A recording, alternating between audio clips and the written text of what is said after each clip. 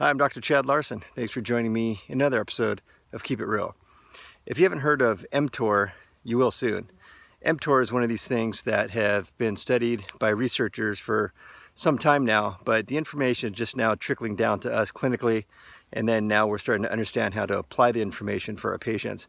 So mTOR is one of these things where we don't want it to be too high, we don't want it to be too low, but it has major implications on health and on disease prevention. And so mTOR, what is it? Basically, it's a nutrient sensor in the body.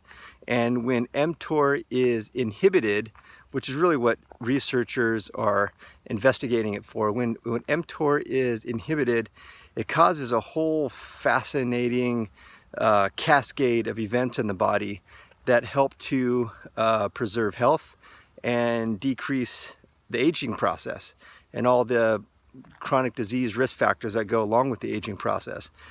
And they've really worked hard to figure out what kind of things target mTOR.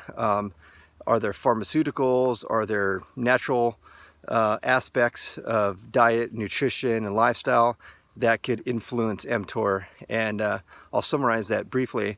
But there's an interesting study that was published recently in a journal called the Journal of Aging Neuroscience, and it was funded by the National Institutes of Health. And what the researchers wanted to look at is some important aspects of aging and disease. And basically what they looked at is they evaluated glucose metabolism, they evaluated body weight management, they evaluated cerebral vascular blood flow, basically blood flow to the brain, and they evaluated amyloid beta in the brain. Amyloid beta is what has been largely implicated in dementia and Alzheimer's onset. In other words, the greater the amount of amyloid beta, the greater the chance that there's going to be neurofibrillary tangles in the brain, and that's what leads to cognitive disorders and aging brain issues. So they found some very interesting things. Basically what they figured out is there's three key things that help to inhibit mTOR. One of them is a drug. In fact, that's part of what the word mTOR means, mTOR, mechanistic target of rapamycin. Rapamycin is the pharmaceutical that inhibits mTOR. But, you know, for practical purposes and definitely for natural medicine means, you know, we're not real interested in using a pharmaceutical for this purpose, although at the research level, this is something that they're definitely interested in. But there's two other really key things that consistently and in a very healthy way help to inhibit mTOR, and they are caloric restriction and the ketogenic diet. We've talked about the ketogenic diet in past episodes. Basically, it's a low carbohydrate, high fat diet. And this has been shown over and over again to lead to certain cascades biochemically in the body that help to prevent certain risk factors for cardiovascular disease, diabetes, and then even things like Alzheimer's and other, let's call it neurodegenerative conditions.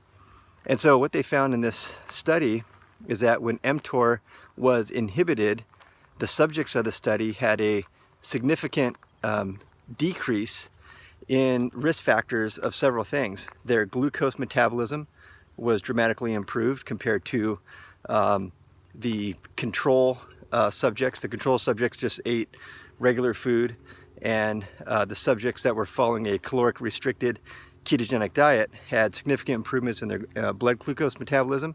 We know that's associated with preventing diabetes. They had a significant improvement in their body weight management. Obviously that goes along with being obese, which has lots of other health implications and risk factors. But they also found that it significantly increased blood flow to the brain.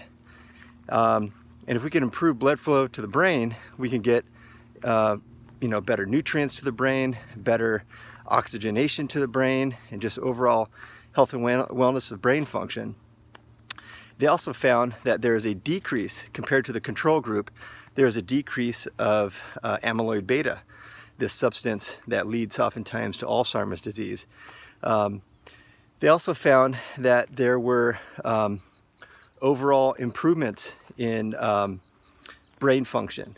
And if you can get better blood flow to the brain, there's better, clearing agents to help detoxify and get inflammation out of the brain. And we know that inflammation is what oftentimes leads to this kind of neurodegeneration in the brain. And they also found that there was improvement of the blood-brain barrier. We've talked in past episodes several times about the integrity of the gut barrier, where the brain has a very similar barrier system. And when there's breakdown of that barrier system, that's when things can get into the brain that aren't supposed to and cause inflammation and degeneration. And so by helping to improve blood flow, by helping to improve decreasing this amyloid beta and improving the integrity of the blood-brain barrier, they're considering this mTOR as a really key mechanism that caloric restriction and low-carb, high-fat diets really help to improve and decrease risk factors for these chronic, degenerative conditions that so many people are trying to avoid. So mTOR, it's something that you're going to hear more and more about.